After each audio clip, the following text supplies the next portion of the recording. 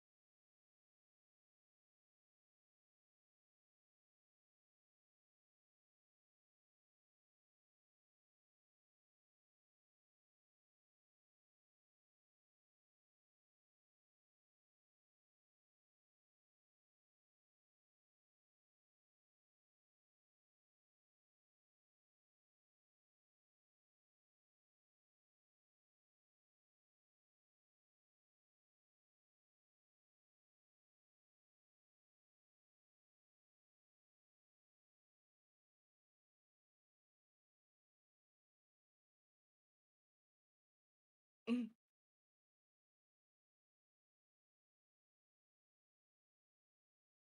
perfect. Sounds good. Thank you, thank you. Hello, everyone, and welcome to day 2 of the Locking Off League playoffs. I'm Mima, and I'm joined here today with Mian. Hello, hello. I'm Yan. Thank you so much for joining, everyone. I'm really excited for today's matchups. Same here, same here. So we are going to have Pyxis versus Crimson Curse. First thing,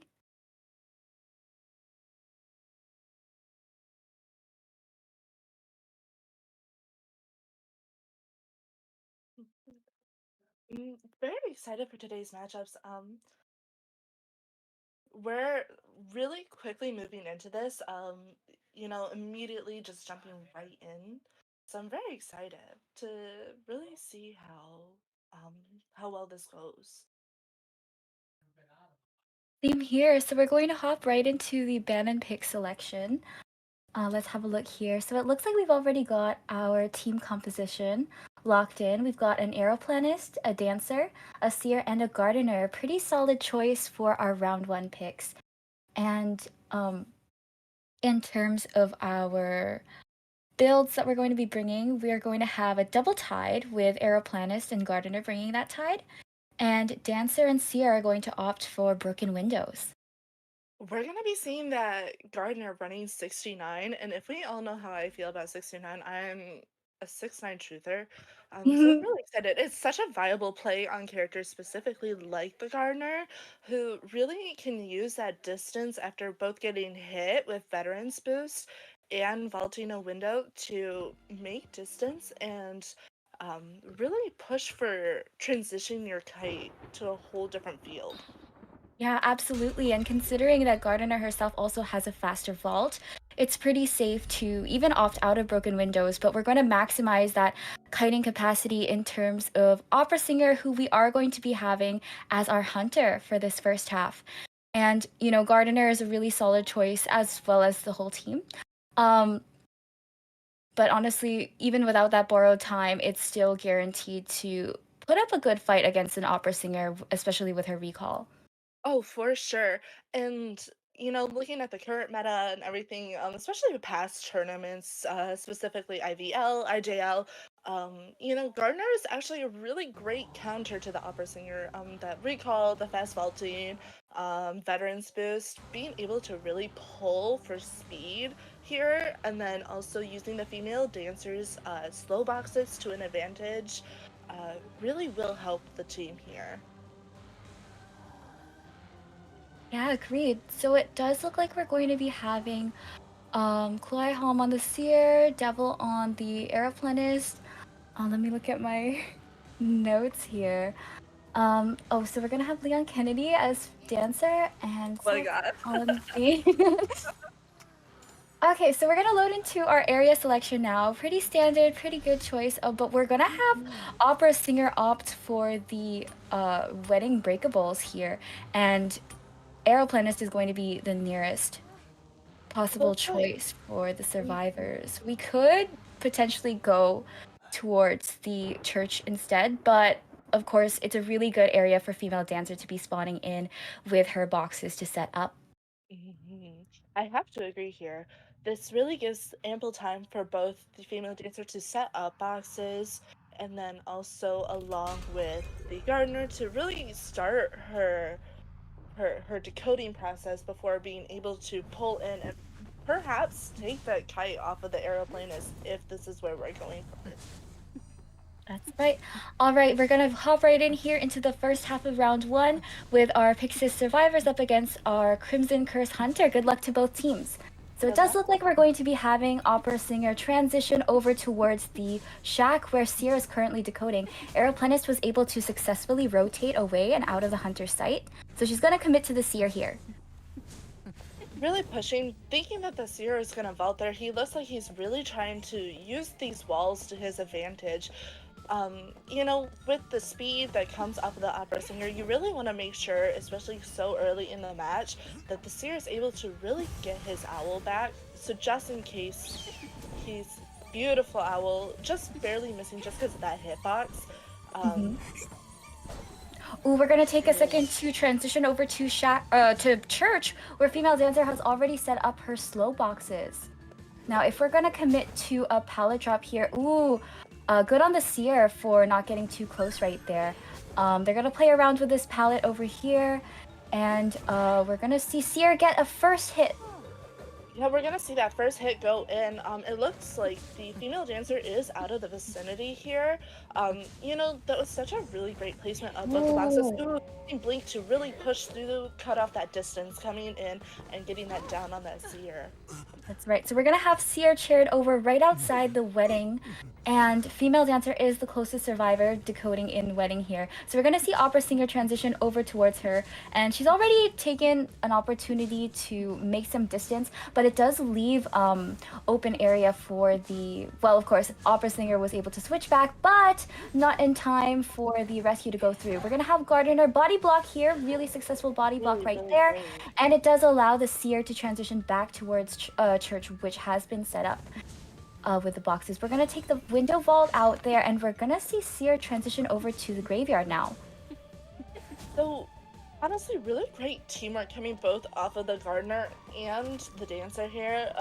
Really using and utilizing the fact that the dancer was in the vicinity to really distract the opera singer for that clean and easy rescue. It does mean that we did lose the tide off of the gardener, but we do have more players on the field with tide. And we are That's gonna right. see that Seer go down. Yeah, and in the meantime, we did see Gardener get healed from afar, which does set her up pretty well. It's good that she went for the first rescue, considering she doesn't have borrowed time. We wouldn't want a late game rescue That's before the true. Cypher is primed. But it does look like Aeroplanist is in the vicinity, who is another one of our Tidebringers here. But Opera Singer is going to go back into the church and quickly switch back to the chair outside church. Really utilizing the shadow work here that that's such a very vital part of the opera singer's kit. Really makes for breaking distance, and it looks like we have a strong camp going on here. Woo! Ooh, that was a really close call, but Aeroplanist is able to get the rescue on the Seer, and oh, we're gonna see Aeroplanist block the entranceway over here in the ruins, so Opera Singer is gonna have to take the long way around to catch up to that Seer. But Seer has since then transitioned back into the church, and we still have our boxes here as well as our Gardener. But Opera Singer is really committed to this Seer, who is able to owl right here. And due to the owl, we're going to see Opera Singer transition over to the female dancer, who is the last cipher over at the Wedding Breakables. Well, we're gonna see the opera singer quickly recall back, hit the gardener, and really putting that pressure on that final cipher. Losing that seer here, just a little in a more unfortunate zone. You know, the opera singer here has a lot of great presence, but we are going to see the aeroplanist get up, and we do have our full team on the floor right now. It does look like Seer and Aeroplanist are going to have a healing party, but Female Dancer does a really great palette stun here, especially in the slow box, which does slow down the animation even more. We're going to have Opera Singer commit to this Female Dancer here while we're having that healing party, but Gardener has opened up a new cipher, which has a little bit close to 50%. Oh, and we're going to get a Terror Oh, Shock beautiful here turn on call. the wedding window. Oof, and we're going to have Opera Singer transition away from Female Dancer, leaving her on the floor here. We do seem to have caught sight of the Gardener starting up that cipher in Shack, so we're gonna have Opera Singer quickly break that distance. And Gardener is doing a good job hiding that trail, but baiting out that tinnitus. We're gonna have Opera Singer switch back, and Female Dancer is not quite up yet. Oh, we are gonna see her pick up. Oh, it does look like the Seer is with her. And we are going to see Opera Singer go back to the Gardener, really pressuring this last cipher. This is a this. Oh! Ooh, that basement is there. This is really entirely up to the upper singer if she is going to use this moment to. And yeah, we are gonna see the gardener be teared in the basement. I don't know how much you remember from the beginning of the map. This was originally the Seer's cipher. Not a lot of progress, I'm sure, but still just a little bit enough to really get it going, so you don't have to worry. And we swapped Oh. to abnormal. So we're gonna abnormal that cipher, that's right. But we do have another one in the Wedding Breakables. Sierra's gonna move in.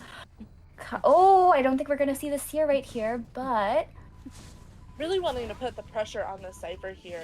Ooh, and it is we're gonna see a primed. pop. We are, and the rescue goes up on the gardener. All of these players are back up on the field. Ooh, unfortunately, we are going to lock sight on the Seer, and Seer is going to go down at wedding here. Unfortunately, this is going to be Seer's last chair, so we're going to be seeing Kluiham get sent back to the manor. We are having our survivors move over to the back gate, however, and due to the hunter switching to abnormal, there's no chance in teleporting there. But of course, it is Opera Singer, so she is going to be able to make this distance pretty fast. There is a potential for a tie here. Looks like the gate is open. Oh, we're gonna see a bubble from the gardener right here, possibly, but That just gonna female wait dancer is around. still out on the playing field here. I think we're gonna see Female Dancer move over to the dungeon over at Graveyard. Let's see who makes it first. It's gonna be a close call, but Female Dancer did already make her way over there. Good on this team for their tight communication, and we are going to be seeing Female Dancer take the dungeon, earning a 3-man escape for Pyxis. Congratulations!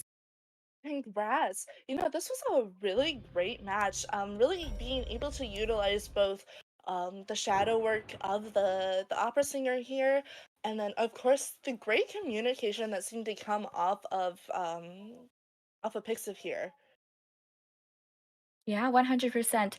I really like the way that the team was able to work together and utilize their skills. It was nice to see this year utilize not one, but 2 owls. We saw a lot of the female dancer using the boxes, and we did see the aeroplanist utilize his, his kit as well. Mhm. And another thing speaking of the aeroplanist, was I really liked the way he blocked the doorway to buy Seer a lot more Yes. time to transition. These survivors were doing really good utilizing the whole map to really maximize as much distance as they could despite the hunter being opera singer. I definitely wholeheartedly agree. Though that tight spaces like that, right where a chair connects, being able to cover that, especially on maps like Red Church or the two-story Moonlit, being able to block the pathways and really get the survivor who's really trying to push to get off the chair and as far away as possible, and then using your teammate to block that pathway. Really great utilization of just the tide turner there because it keeps that survivor locked in that place. 100%. And props to our Crimson Curse Hunter as well. Um, Mhm.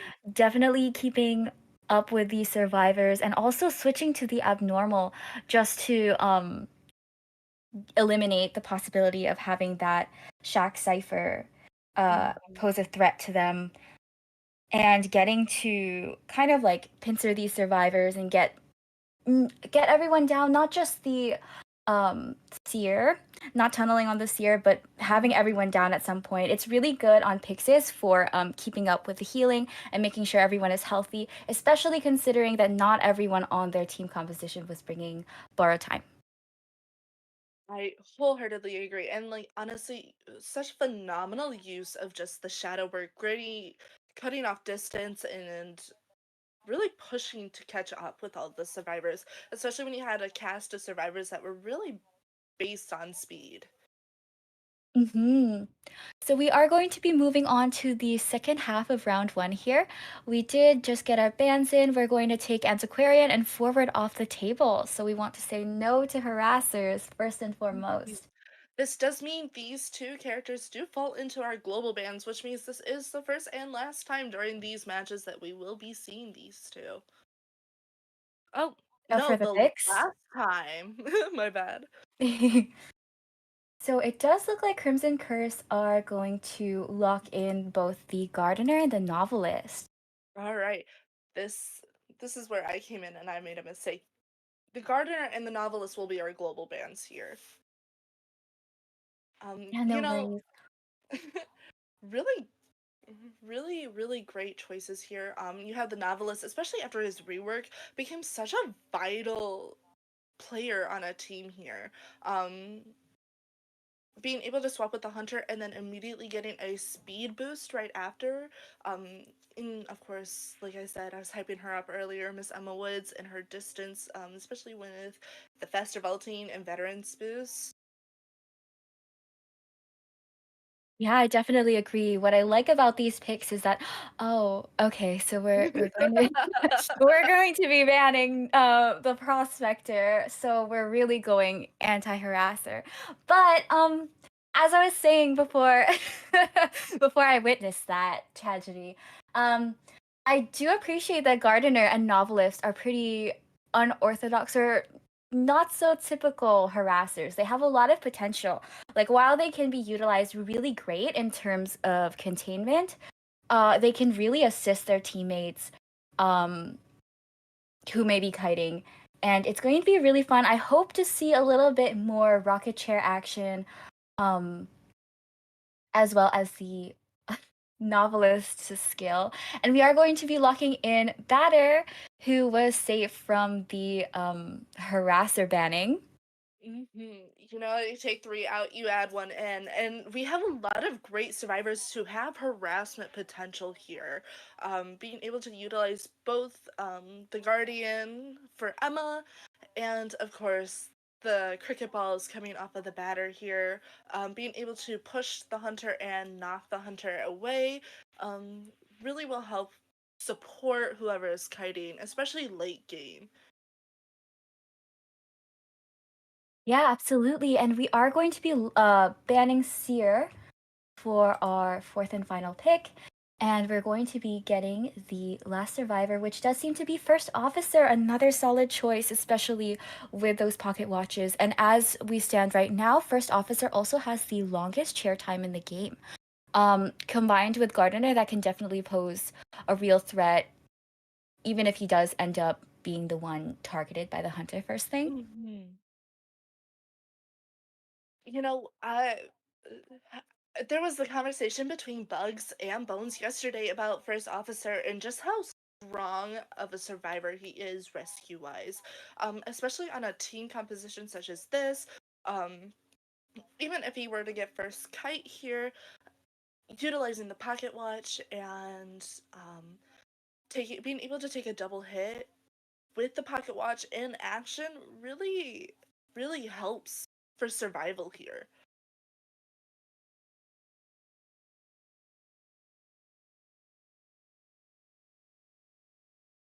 Yeah, I definitely agree. Honestly, the strength of first officer really makes you miss playing him.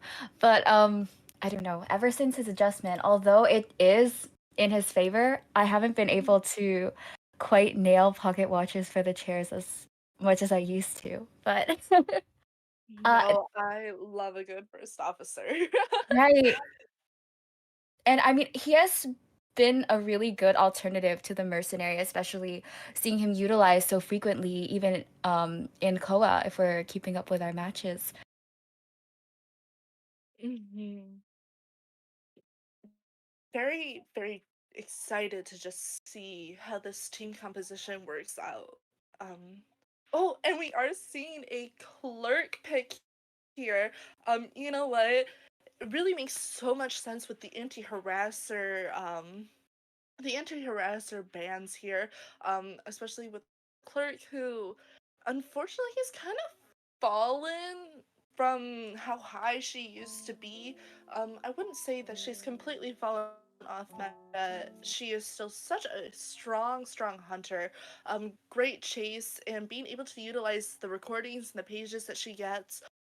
Um, I've seen a lot of insane Clerk play here just in the past Definitely. few months.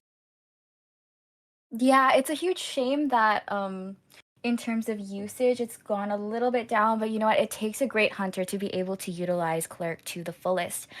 And it's going to be really exciting to see Pyxis utilize Clerk in round one, nonetheless. Yeah, it looks like we are going to be seeing that Gardener here with 69 again. You know, not to keep repeating myself, but I really do find that 6-9 in a full team composition is such a vital and viable play. Especially when you want a certain survivor to really pick up on that first kite and not rescue last.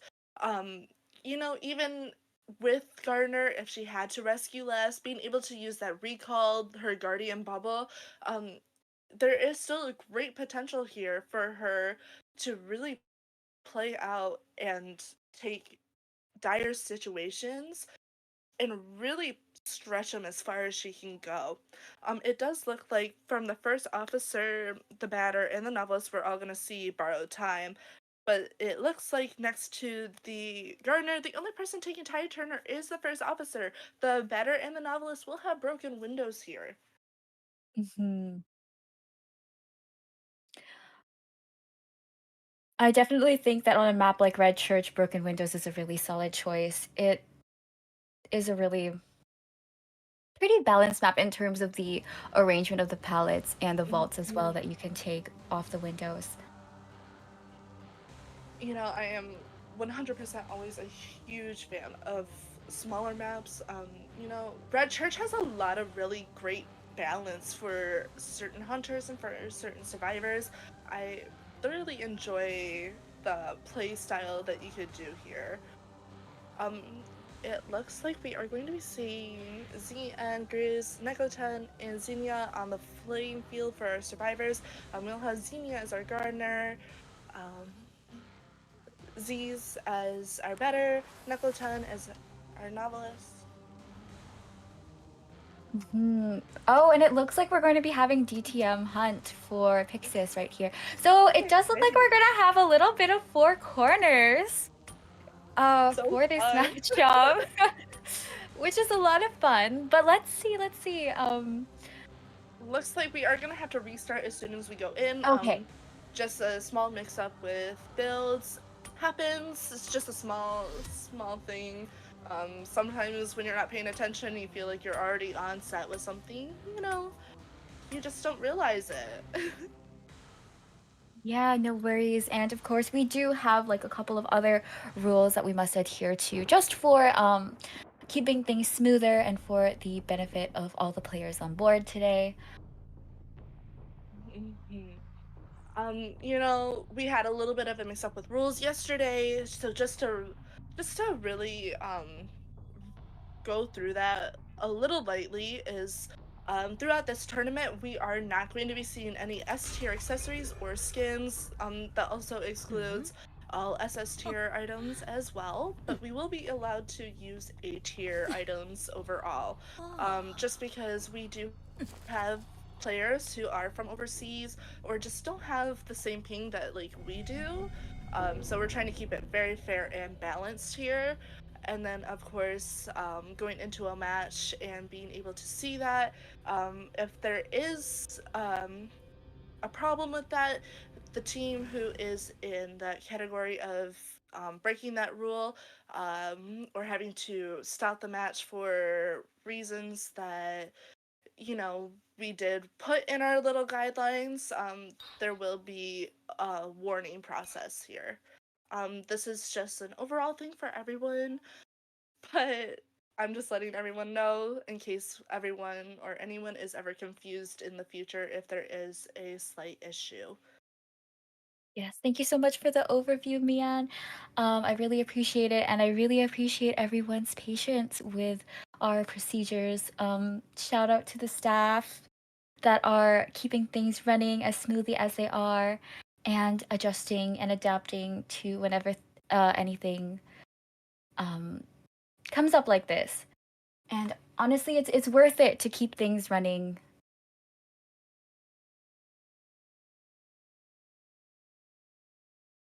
I was gonna say the staff has been super wonderful and super on top of things this tournament so far. I know we're only on the first part of our second day, but being able to converse with the staff and really go in and be like, this is the problems we've had with past tournaments, and for them to immediately come in and try and clear that up for all of us. I really love that and I super respect that from them. So huge shout out to them.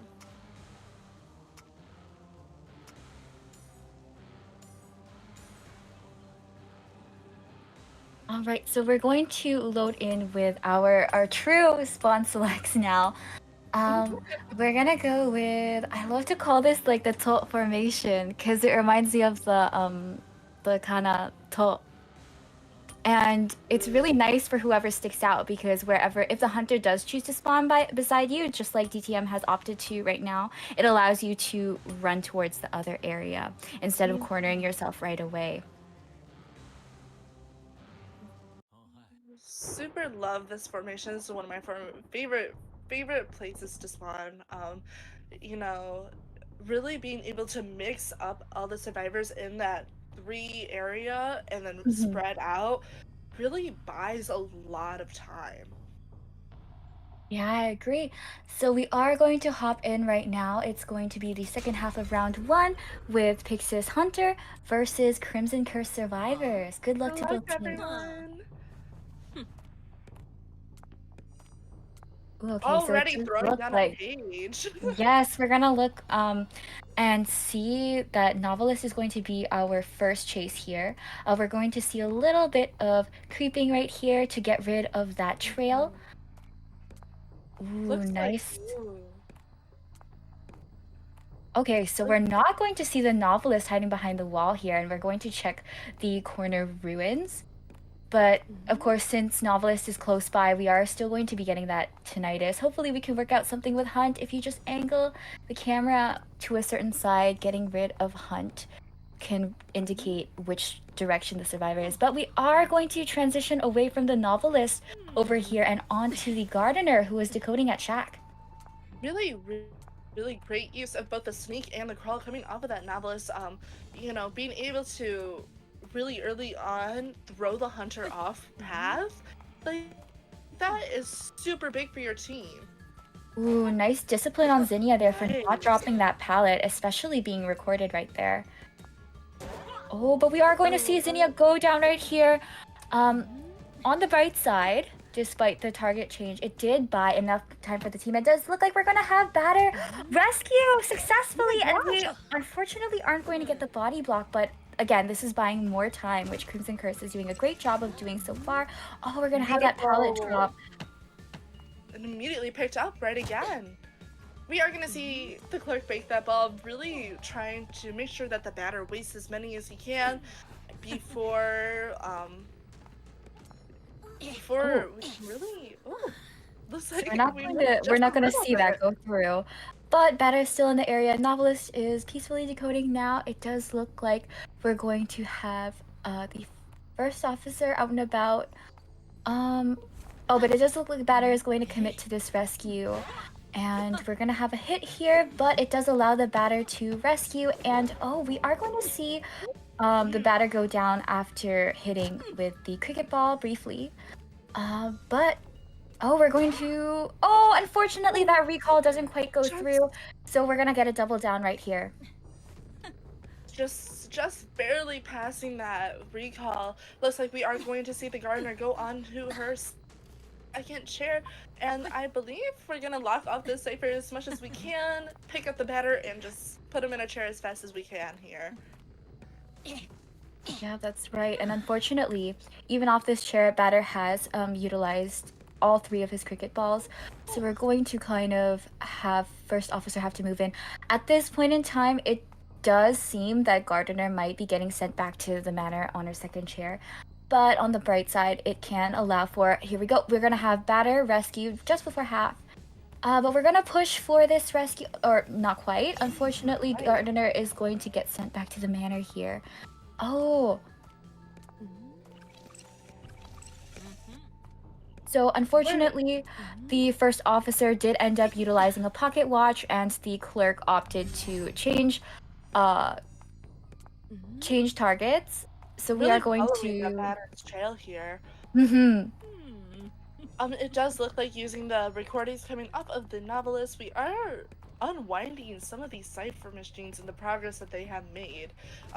Really great utilization of these pages here. Really stalling how much cipher progress we can get done. That's it. Oh, beautiful recording to get that palette up. And we're going to see a blink. Oh, but we're not going to see it quite connect. But Batter does go down shortly after. Really good mind game right here. It does look like we do have both the first officer and novelist out and around. But we are down to 1 cipher remaining despite the pullbacks on the cipher due to the recordings.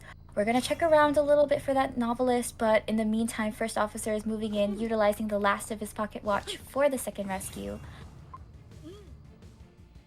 Really putting some pressure on that last cipher coming off of the novelist. Oh, great prediction of where the first officer is in that position here.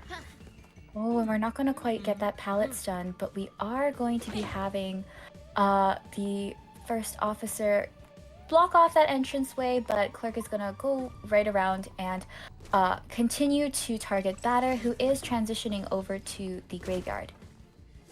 This is really great utilization of... Oh, nice body block. That was a really forced body block through the entranceway by the first officer. Oh, really phenomenal recording right there to trap the Batter in this area. We are going to be seeing Batter get sent back to the manor now. Oh my goodness, that was really, really fun. Really that great. was... Yeah, no, it was a really great mind game to see. It doesn't seem like the last cipher is quite primed. So we are going to be seeing Clerk move in. Yep, looks like we are going to be watching the clerk really go in towards the novelist. The novelist is going to break down that wall. Just looks like he was breaking down the wall over there, just from what I saw. Yeah, so we'll be able to have that area just to use as a vaulting position, but unfortunately being able to record ourselves, the clerk could use that there.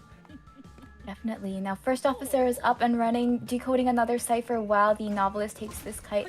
Ooh, really good discipline on the clerk for moving back just in time to avoid that pallet stun. This is really, really great work coming off of the Oh. novelist and the clerk here, being able to really utilize that. Great discipline, but unfortunately just getting swung right through that pallet. That novelist is gonna get hit there. That's right, and we're going to see the novelist transition over back towards the wedding breakables. Uh, oh, excellent recording to drop that pallet on the novelist, blackjacking him right there and getting him down. Um, we're putting a lot of pressure on both these ciphers. This is really, really great for this clerk. Switching to teleport off a blink here really means that we're able to get this chase on the first officer here. Oh, and we are going to see a magic wand, but we are gonna just slowly just curve around it. It was not in just the right position to fully block off the wall here. Oh, that was a close call. First officer being able to drop the pallet just before the clerk swung. And novelist is right back on that cipher, but unfortunately is going to get recorded right here as clerk commits to this chase on the first officer. Oh! All right, so we are going to see first officer go down here. Unfortunately, isn't able to pick himself back up, but it was really fun to see that swing not quite connect at first. All right, so Really, it's good on Neko-chan for transitioning away from the cipher. Despite the tinnitus, it was a good call to get away from that cipher, knowing that clerk would definitely go towards there. really, Oh. really insane and wonderful pressure from DTM here. Um, I we've seen him in the past tournament for other tournaments. His clerk is always has such a strong map presence, and Crimson Curse being able to really try and work their way around it is phenomenal here. Now, the play here is trying to find that novelist. We do have the tinnitus to indicate that he's over around somewhere by wedding, but honestly, if the first officer can somehow bleed himself out. Oh, but it does look like we're gonna catch sight of that trail here, and novelist is being pursued by the clerk. Ooh, excellent Great switcheroo over swap. here. We're seeing a lot of really great plays coming off of this novelist Oh, here. excellent Beautiful pallet palette stun. stun. That's tough, especially after the charged swing. Mhm. Oh, we're gonna Oh, blackjack the novelist right here. And unfortunately, oh, due to the slow vault, he's unfortunately. gonna go down. The slow Very vault well is played. killer. True. I've seen Many many a a slow time. vault. Many had it happen many a time. But unfortunately, oh, it does seem like Clerk does not have sight on the first officer here. Oh my goodness. If Oh, there could be oh, if we don't catch sight of this first officer, we could potentially. Well, okay, oh, so we aren't going to play the crawling game. We're gonna go for the surrender. So congratulations to congrats. the Pyxis Hunter for getting that 4-man elimination, and really well done on the Crimson Curse survivors. Clerk is no easy hunter to go up against, and honestly, having that choice in round one out of all places, um, can be really, really something that puts you up on your toes. Like, you could see this team composition and think, oh, like, this is opera singer ready.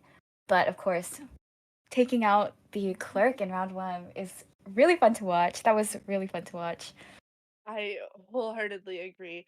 I totally agree with your statement there of feeling opera singer ready here, and just getting hit with the curveball of a hunter who can really counter certain aspects of this team. Um, and even then, this team did such an amazing job of really putting up a fight here.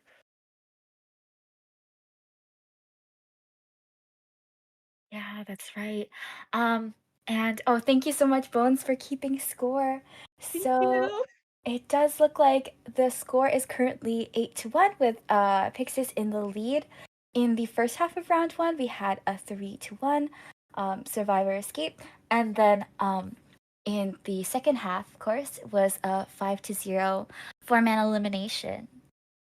Really good start off for Pyxis here. So we're going to definitely be in store for some more intense gameplay in round two. Honestly, I'm really happy to see both teams um, work together or work with one another to put up their best so far. And it's only going to keep going. No, for real. I'm I'm so super excited. excited. We are going to slowly see if we are going to get in some sub-ins or some sub-outs. It looks like we are not seeing any sub-ins for Crimson Curse here, but there is also the chance that we might see one for Pyxis. You know, I heard this comment thrown back or this question thrown back and forth a bit yesterday, but like what are some hunters or survivors that you're really interested in seeing today, Mima? Survivors? Well, I just looked off into like an imaginary camera, like I'm on The Office. Like, I already know your um, answer, but like what about I what about would love to see Toy Merchant. Okay, um, I she would really got love to hit see with her. the I think, ban hammer yesterday. I was so yeah, sad. I remember that too. Um, I was watching at work, and I remember hearing like Toy Merchant get banned and feeling so sad. But if we're going to be seeing some bigger maps, especially, it's gonna be really good if they can lock in that Toy Merchant before she gets taken off the table. I totally agree. It does look like we are having Senna from Pyxis sub in for Zach as a survivor here, and oh, we are seeing Senna in as a survivor and Zach in the hunter position. Really trying to throw Crimson Curse on their feet a little with changing up who their hunter is here.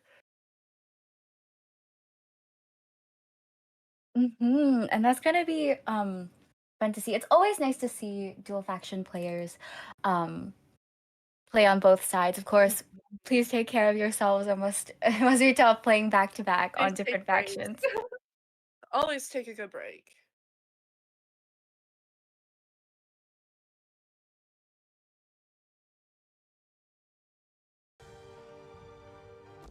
I already manifested it before, but considering we are on a smaller map, like Mian was talking about earlier, I would love to see a bigger map in round two.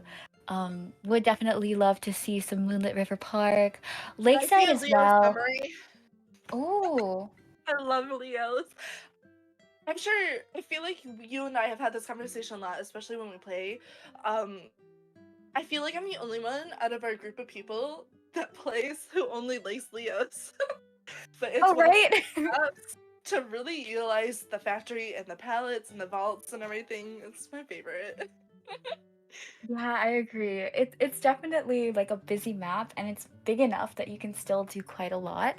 But it's when you have that lead, be it survivor or hunter, you can really go all in.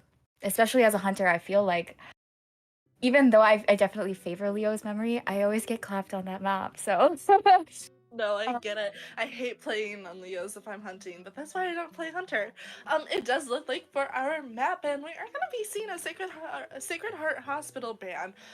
You know, very fair. We still have Pyxis on the table.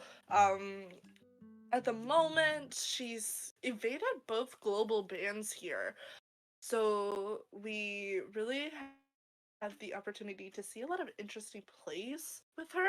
And it does look like for our map pick here, we I just realized we're gonna probably be seeing Ever Sleeping here. yep, that's What right. We what's are your going to thoughts be on Ever locking in. Sleeping? Um, Well, I'm a certified I was certified tram victim, so I don't really enjoy it. But it is The definitely a good tram is map for both hunters and survivors, in my opinion. Like I feel like it's balanced enough that um, there's enough open space as well as a lot of kiting areas or areas that you can really kind of like pincer survivors in. And things such as rocket chairs are close enough that if you're in a good position, perhaps you got to double down or something, you can really kind of like snowball your way. Oh, same with the ciphers as True. well. Um, I love watching the chat because I love watching Bones and all caps go, I like Leos, I like but you're the Leos. only one I know. Because every time I'm like, oh, it's Leo's memory. I'm so excited. Everyone's like, really? But you're totally correct about the tram. I'm also the tram's number one victim. You remember when the tram could kill you? Oh my gosh, I wasn't there I bring for that up that, every time. It's so funny.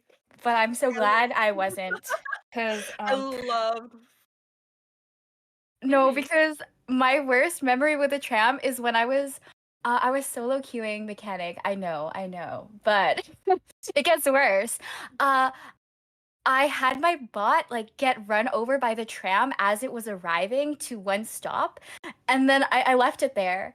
And then when I had switched back on to move it again, it got run over again when the tram was leaving. And that was just, oh my gosh, that was miserable. Oh, I would have been sad.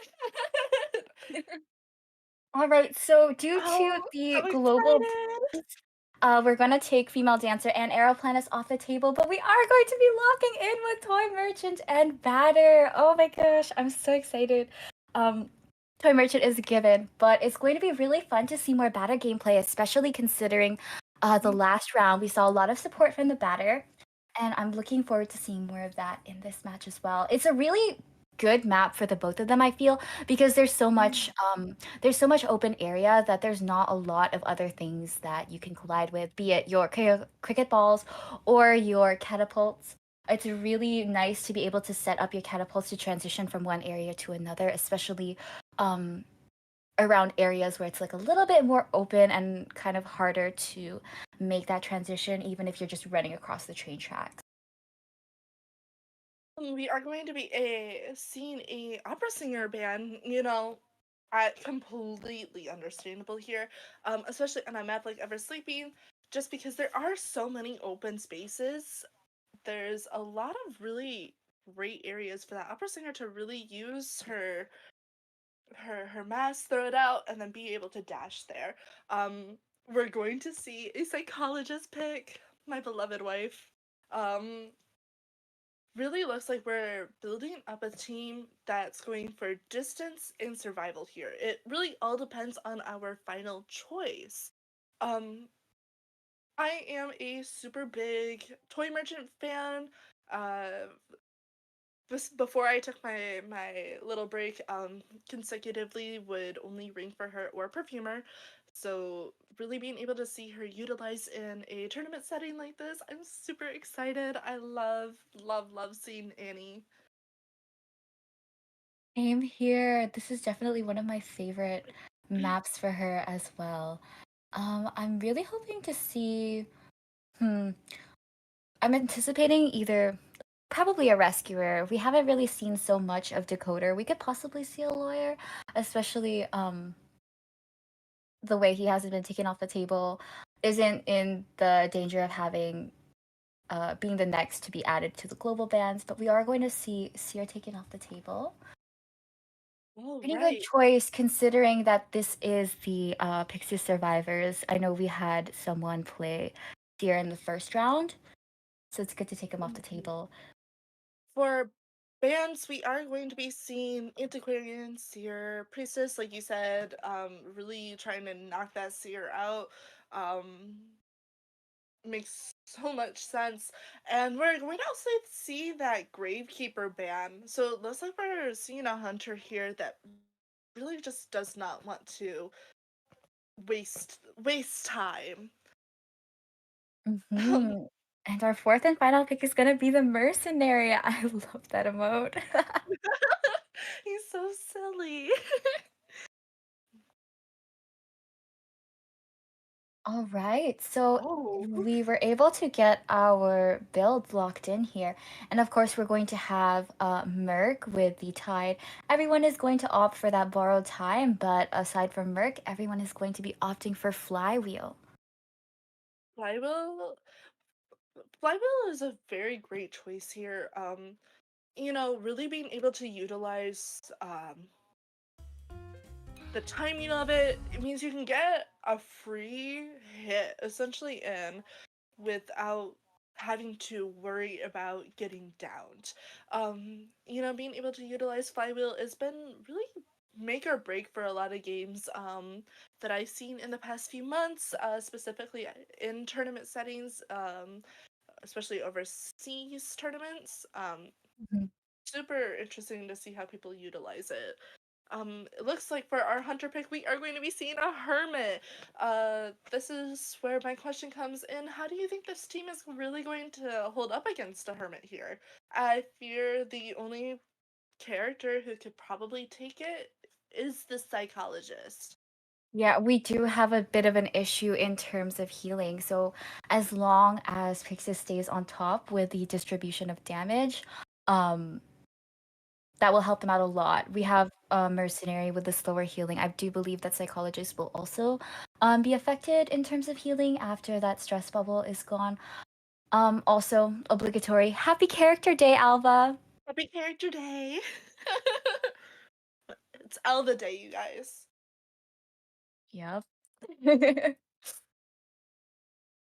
There it is. Happy um, Character you know, Day, Alva. Happy Character I Day. oh wait, never mind. I was gonna say I feel like survivors should be able to do it too, but then it would give the hunter away. So never mind. True. Whoops.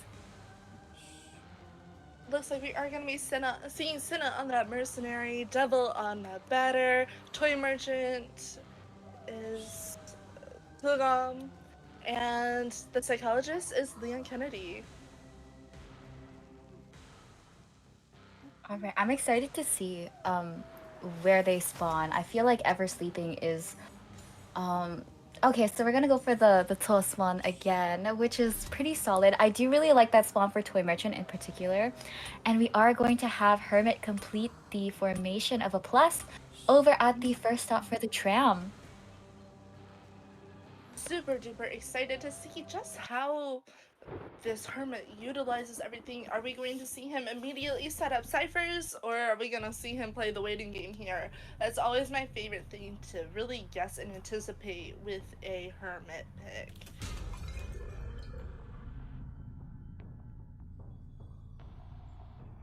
All right, this is the first half of round 2 with the Crimson Curse Hunter up against the Pyxis Survivors. Good luck to both teams. We're gonna see Hermit connect the ciphers over here, and it does look like we're gonna run through the middle. The Toy Merchant is already setting up the pallets right here, but it doesn't look like... she could possibly be the first target. All right, looks like we are going immediately for that chase, setting up a little bit of the survivors here. Being able to get a charge on everyone, even though it stalls ciphers, it's going to be a huge stall on time for this hermit. Because then it'll Oh, take a little extra to get the toy merchant done. Oh, we are gonna see that catapult get broken here though. honestly, it did buy a little bit of time for Annie to have that share charge hit with the psychologist. Around that time, the Alva was really quite close to her. Oh, and we are going to see Batter switch to blue to share that damage with the Toy Merchant here. But yeah, I was thinking either you work it, you're able to go back for the catapult to transition, or you let the dismantling buy you a little bit more time so you don't take the full hit. Oh, and we are going to be seeing Annie glide over And that to the catapult. graveyard. Yay! Oh, we're gonna see the catapult broken here. Honestly, good call on the hunter. And we're gonna see a teleport over into the Teleport. graveyard. Oh, and we're gonna see Annie go down here. Unfortunately, we are just gonna see him Oh, immediately cut that toy man off, and the basement is basement. also right here. We are unfortunately also still at 5 ciphers. It looks like we are slowly trudging along. Unfortunately, just because of the cipher connection coming off of that hurt, it's just going slow. Definitely. We did see that connection right at the beginning of the match, and we are going to be seeing. It doesn't appear to be like, okay, we do have Cinna moving in the mercenary, and it's nice because Cinna still got that full health and delayed damage. That's gonna help out a lot with the hermit basement situation. But are we gonna get it? Oh, unfortunately, we are going to be rescuing after half, so mercenary is gonna take an opportunity to wait it out a little bit. But we just need to be careful here because hermit can definitely stun you a little bit more. Good Really looks position like for we're the. going to be Oh! Nice switch in time from Devil's End. We were able to get Batter to tank that damage for the toy merchant because the hunter was able to successfully stop the mercenary from body blocking there. This really great communication coming off of the Pyxis team here. Really being able to diverge that hit and the damage and really put it on each other and split it up is so helpful here. And we're going to be seeing the psychologist get teleported on with the batter not too far behind. Oh, but we are going to see. Oh! Batter is going to get hit here, and despite the fly, like, psychologist is still affected by that shared damage. Oh, we gotta be careful here because Toy Merchant is also blue in terms of charge. So if Psychologist eats this hit, we're going to see Toy Merchant get possibly downed. Next thing. Is there any lockers Looks like we are nearby? we are going to go see that chair for that batter. We are going to see batter's first chair and chasing down this toy merchant here. Not toy merchant, psychologist. The toy merchant is in the area. Oh, so it does look like we are going to end up seeing that Toy Merchant due to the wanted order. Toy Merchant's going to go as far as they can to the edge of the map, especially after they're dead on chair. We are going to have Psychologist eat a little bit of that hit here, but Devil is able to successfully rescue. So there is the opportunity here. We could heal up together or really push for ciphers. We are still at 3 ciphers here. Sorry, I said rescue. I think I meant to say heal up. But we are going to be seeing 2 ciphers remaining. That middle cipher does have a lot of progress, but the hunter is going to go back to it and stun the batter right here. We're going to share this damage with the mercenary, and batter is going to transition all the way over to the corner house. You know, this is really great play coming up of this hermit. Even with the sharing of the damage with the mercenary, unfortunately there's only so much damage that the mercenary can take here before it really stalls both cipher progress and being able to rescue.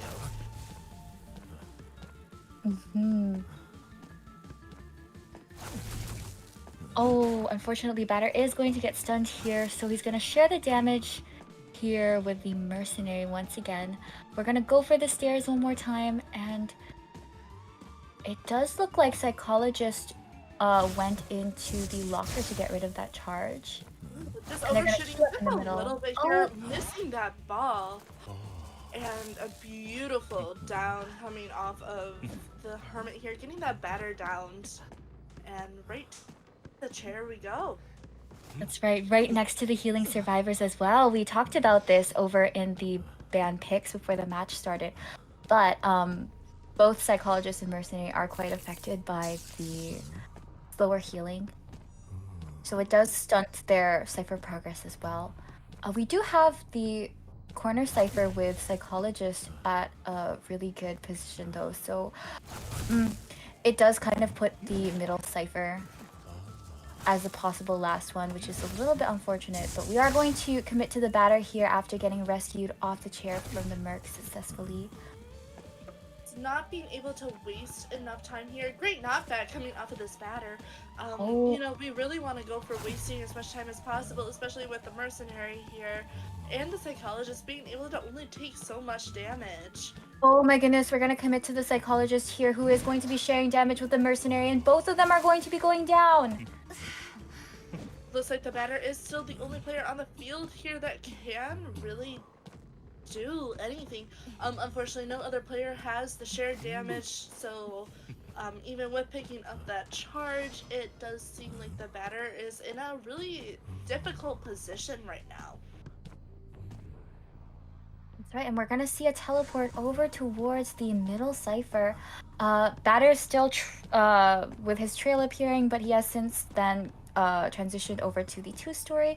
We're gonna wait over at the vault here, and Hermit is going to drop down along with him. It's only a matter of time before. Oh, really great! Flywheel here to avoid that stun, but Hermit is gonna move in closer. Watch out for the trap.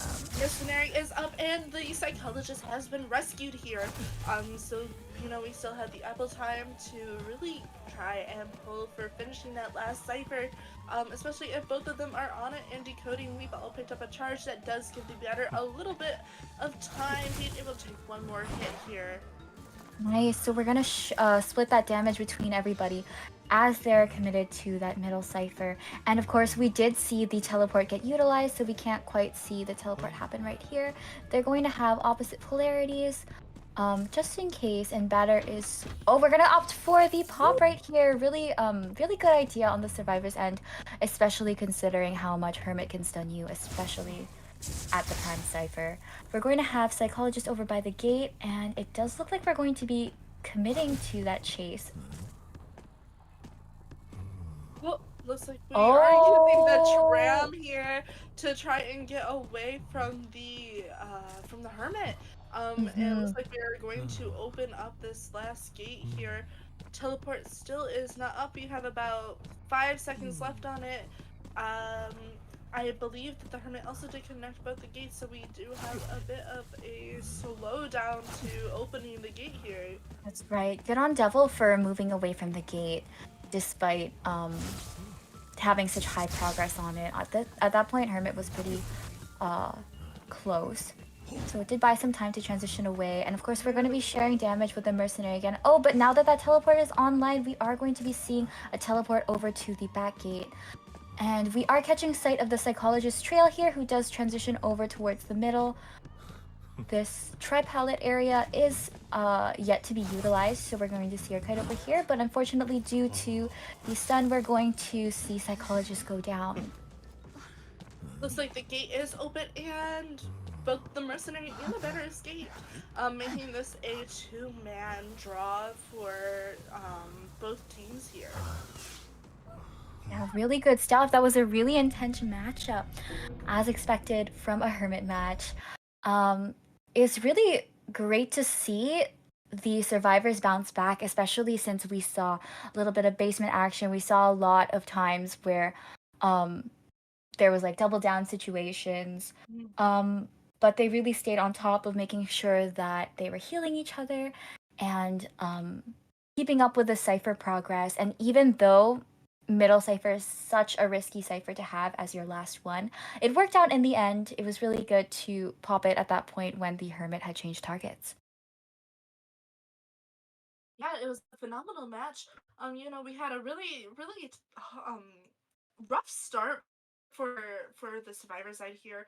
Um, losing a toy merchant so early on, especially when you're at 5 ciphers against a hermit, really stalls cipher time.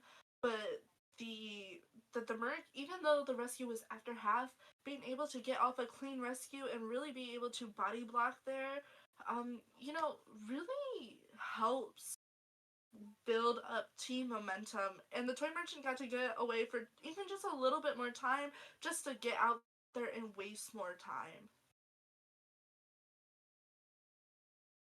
Yeah, absolutely. Oh my goodness.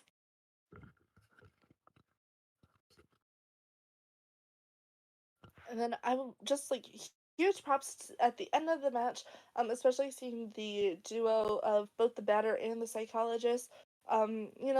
Losing losing the psychologist there, and having her on chair, and the Merc getting the double down with her. You know, we were commenting on how the Merc has a really slow pickup time. Hmm. Um, but he was up and at it immediately and was able to get that psychologist off the chair as soon as possible.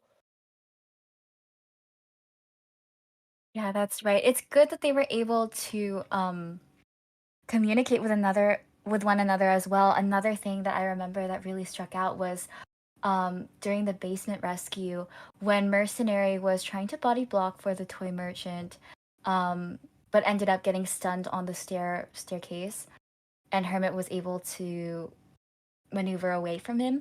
Batter switched to the same polarity as the toy merchant at the last second. That was a really Mhm. close call, but it Really, definitely bought the toy merchant way more time because she was rescued just after half.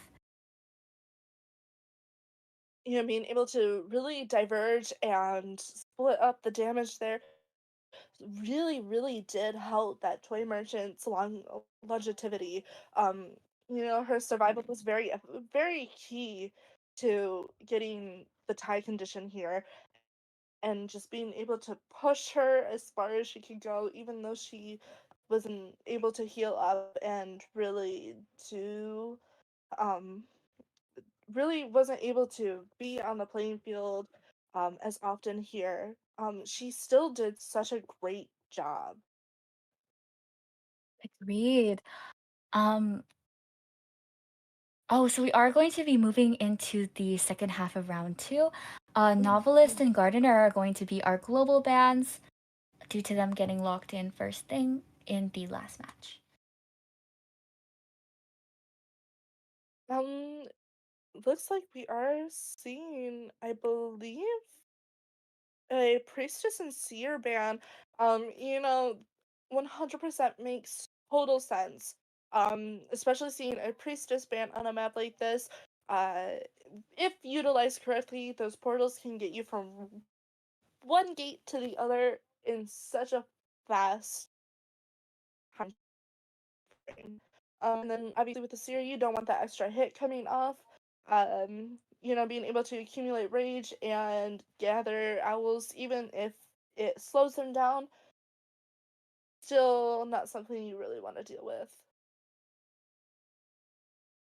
Agreed. Oh, so we are going to be having Forward and Gravekeeper as our first picks for Survivor.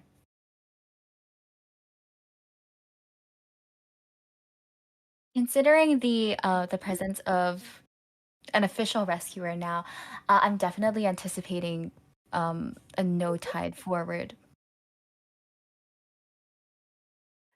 Super excited. I feel like I'm thrown back into Koa 4 right now. Just with these two picks here. The rise of the rescue survivor meta. All rescue teams. Oh, we are gonna be seeing a cheerleader. Really, really great character to see here. Especially if timed correctly, her motivate, her cheer, being able to pick up a survivor if downed really helps, especially with the gravekeeper. The motivate, being able to utilize that shovel right away, super great. Agreed. She really makes for a solid teammate for both Gravekeeper and Forward, being able to reset those cooldowns for not just the shovel but the rugby ball as well. Um, I'm Are you absolutely joking? hyped. Oh my gosh, how? Okay, You me and joking? Mian can't help it. Like this is kind of like a personal offense because Mian is a Vera lover, Vera main. Their Vera is amazing. I'm a mechanic main. I You're know so she's sweet. fallen from grace, but in Tracy Resnick's defense, this is a pretty solid map for her. So I see why we would take her off the table. I would love a mechanic Mhm. pick, but clearly that's not happening today, or at least for this round. Hint, hint, wink, wonk. I was gonna say, do you think the teams did their research on us? um, these are both two survivors that are super great on this map. Um, Maybe it's just my bias towards the perfumer, and the fact that I play her at every possible chance that I get. But you know, being able to use the perfumes not even to just recall getting hit, but being able to use them like if you prefer a perfume at the top of a two-story building and then jump down and make distance and have the hunter follow you, etc. Like you really don't want one of those you really don't want that distance between you and your survivor that you're chasing here. Agreed. And honestly, it was good on the hunter for taking perfumer off the table after cheerleader was locked in. We were talking about it just before, but perfumer is another really great teammate in terms of having a cheerleader on the team. Being able to reset Mhm. the perfume cooldown is really helpful. What hunter do you think we're gonna see here? My guess, and this is just a personal theory, is we're either gonna be seeing a geisha or a bloody queen. This is coming from both the mech and perfumer bands. Those are two hunters that I personally know. Like you want to knock off Cypher Rush and you want to knock off being able to get in that double hit. Hmm. Did we talk about the antiquarian lock-in as our last pick? I Oh feel like no, she's a really solid choice for this team. We do she have a is. double harasser situation, so it does not just for hunter pick, but it allows for some variety in terms of hunter trait that we could be bringing. We might see Mhm. excitement utilized. Um, Oh, I definitely agree. I am a huge fan of Tushi being able to get that stun lock and being able to keep the hunter from, you know, hitting and using their traits is really great for the team matchup like this. And of course having the cheerleader there with the motivate. I called it. I called it. We are gonna be seeing a geisha, easily countered by both perfumer and mechanic. But with a team matchup like this, these are all characters that are going for distance. So with seeing geisha here, you're gonna see her cut.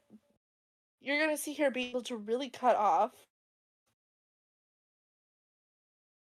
Agreed. It's fun because all of these characters can really make good distance. So it's really going to be about timing your abilities and your items and keeping track of when that stuff is on cooldown as well. Mhm. You know, I I love seeing geisha gameplay here. Especially on a map like Ever Sleeping. This is her home map. This is her area to really shine. Um, you know, there's a lot of really great wide open places and there's a lot of more condensed areas here. Um, so being able to really be able to cut in from across the map and cut off survivors, especially when you have survivors like both William the forward, Lily the cheerleader, who are very distance based. With how fast the geisha is, she can quickly cut them off.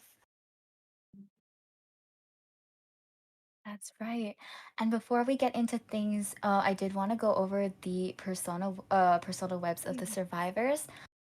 We are going to be seeing Gravekeeper as our sole tide carrier this time around. So it does seem like my non-tide forward prediction did pull through. We're going to see forward and antiquarian bring along flywheel effect, which honestly is a pretty solid choice considering they have to get up in personal to utilize their harassment potential. And cheerleader is going to opt for broken windows. Really, really great choice for the cheerleader here. Broken Windows, I feel, is such a viable play here. Being able to use both her broken windows and then also motivate being able to cheer herself on that speed boost. If you have two in your motivate, you can do it twice as much, which means you can get twice as much distance. Absolutely. I definitely vouch for that 3-9 cheerleader build. Ever since I took off Tide, my life has changed for the better. But that's just my So bias.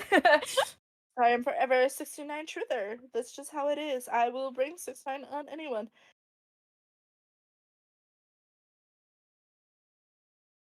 Mm, super excited to go into our match here. It looks like we are slowly moving ourselves in. Really excited to see how this team composition plays against a hunter like Geisha.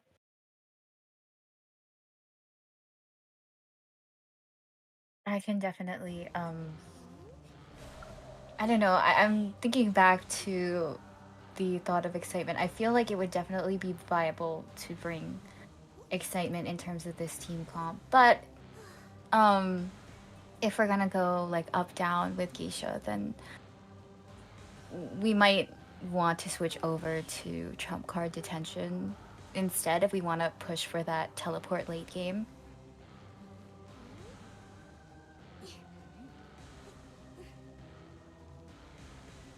Looks like we are seeing Z as our forward here, Xenia as our Gravekeeper, Neclotelin as our Auntie, and Grease as our cheerleader.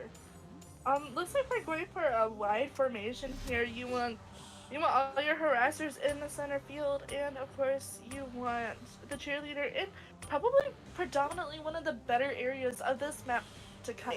There's a lot of really great looping potential in that graveyard area. Mm-hmm.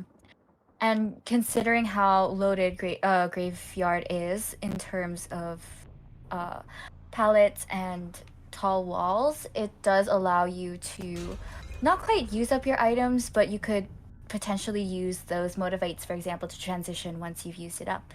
So we are going to go into the second half of round 2 with our Crimson Curse survivors up against our Pyxis Hunter. Good luck to both teams.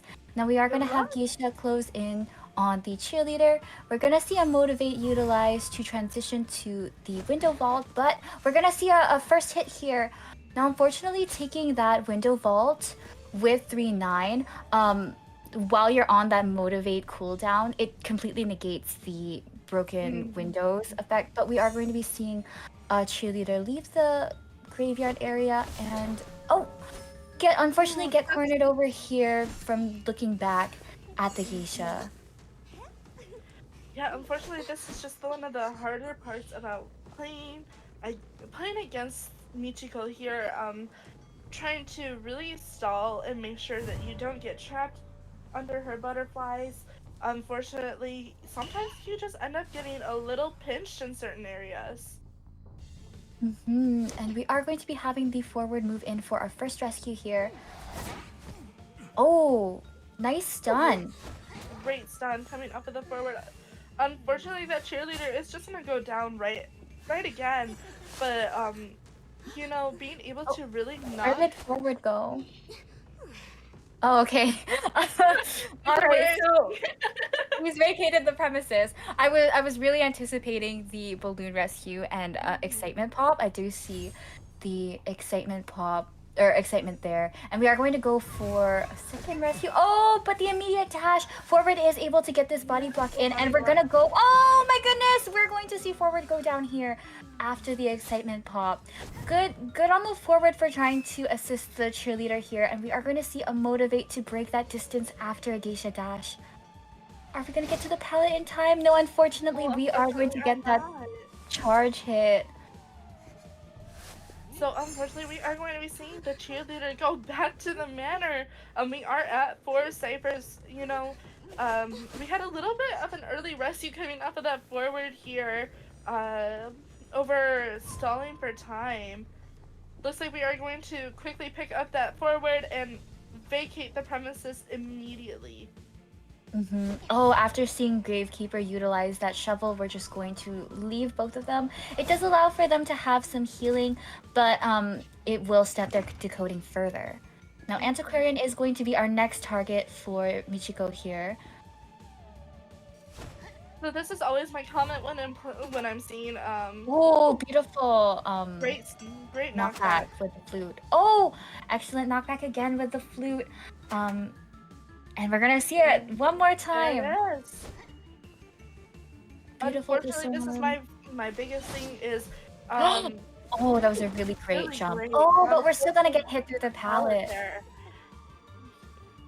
You know, geisha players nowadays play Oh, so much more aggressively than they used to, and you're really seeing that here. Zach is not hesitating to swing at anything. that's right. And we are gonna see a little bit of a pushback here. But Antiquarian only has a little bit of that flute left. And we are going to be cutting around this. Oh! Excitement pop on the last bit of that flute here. Able to knock Antiquarian down. We are going to see the antiquarian lose that flute as well. She's no longer able to use it, which means she has no item here. It's really up to, I believe, the forward if he is coming in for a rescue or anything. You know, there is always that trick of being able to bring in an item to help support someone. We're going to see a butterfly utilized in the midst of a soul departure. Zinnia is going to stare back at this geisha to prevent the... Oh! Excellent Woo! drop down here, but not quite connecting in terms of a hit. We did see this area get utilized a little bit earlier, but we're going to do... Oh, no! Oh, happens all the time. Unfortunately, that's about believing that you're gonna get that dash in. Sometimes even when it's a blink, you know, just over preparing yourself, and unfortunately, the antiquarian vaulted right back over. Yeah, unfortunate misstep right here. We are going to be getting chaired right in front of one of our last two ciphers. It is going to be the last cipher, in fact, now that Forward has just popped the other cipher in a distance. We're going to see Geisha break these two pallets outside of the two-story while Gravekeeper uses that shovel. Forward is also going to move in, and it's really going to be a tight situation because this is such an open area, and we're not quite Not quite we're not quite prime. ready for the prime. Yeah, that's right. We have a quarter of the cipher left. Beautiful flywheel. Beautiful But, flywheel. oh, we're going to utilize the last of that rugby ball. But we're going to see a terror shock after that charge hit onto the window. Looks like we're leaving the gravekeeper to finish decoding here. Just switching Oh, to switch abnormal. abnormal. Good call on saving that trump card from Zach. We are going to be seeing Antiquarian obtain elbow pads from the box. Oh, but Gravekeeper is going to get hit through here. Good discipline on not quite vaulting yet. That could have definitely been another terror shock. Really, really great discipline coming up of this gravekeeper. And Okay. looks like we are going to see the Oh, antiquarian another for a brand new cipher. Mhm. Whoa. Forward picked himself up. It was a good call to get picked up early in the game, um, to ensure he'd be able to get picked up later. It would have really put them in a bad spot had he not have his pickup. So we're going to go over to the graveyard area. Looks like we are Forward. waiting for that cipher to get primed. Forward is doing a good job tonight at spading over in the two-story, and of course, Antiquarian is priming a cipher across the map. Now that the hunter has switched to abnormal, they don't really have to worry about a teleport. No need to worry about a teleport, but this is a geisha, unfortunately, being able to throw herself up, use her soul siphon, and get into the air. Exactly. And throw a butterfly, she can easily clear the map. So this is really just a pinch of who can get the most distance and faster. Now that cipher is just nearly primed, so we just need to be careful of the double hit here. Okay, we're able to pop, and Gravekeeper is able to get out of that chair. We're in a really, really hard position right here. Either chasing the gravekeeper or We chasing the forward. aren't gonna get the hit here, but oh, Gravekeeper doubling back gets down here. He did get rescued after half, so after getting chaired, he will get sent back to the manor. But Zach is gonna opt for, not quite being able to dash at the forward after looking back. So we're gonna go pick up the Gravekeeper here and send him back to the manor. Looks like we are going to see that gate is going to be open. The hatch is right next to the geisha. Looks like we are going to cut off the forward here. Beautiful flywheel. unfortunately, we are gonna get downed over here. There wasn't really much rugby ball to work with left after that, and Antiquarian is pushed out of the gate, so we are going to get a three-man elimination by Pyxis Hunter. Congratulations and well done to the Crimson Curse survivors. Job. Really, really great play coming from both both both sides of the team. So sorry. But we had a lot of really great moments coming off of the Crimson Curse survivors here. Especially with a lot of great discipline coming off of this Gravekeeper. Hmm. Oh, honestly, I know I kept talking about it earlier, but I definitely think that excitement posed a huge threat to both the forward and the antiquarian. They were able to get downed. Mhm. Both times it was utilized. And as well as the trump card getting used for abnormal, that put them in a really tight position, as well as getting chaired right beside the first last cipher. Honestly, this is a lot of really great discipline coming off of both sides of the team. Um, being able to just wait out that final cipher here with the forward and being able to get that Gravekeeper off of the chair. The Geisha being able to fly up into the air and get that free hit from her drop down. Um, just missing to get the first hit with the no recovery and then getting the terror shot. Like, really great coming from both of them. Agreed, agreed. Um, it was definitely really fun to watch. Considering the points from both the rounds, we are going to be having Pyxis advance to our playoffs. But it was really great to watch both teams. Yeah, I had so much fun today with everyone. We are going to slowly transition into our intermission, but our next match does start in an hour. Very very excited for the lineup we have later on tonight as well. We are going to have both Bugs coming back and Ray coming in to commentate for us tonight.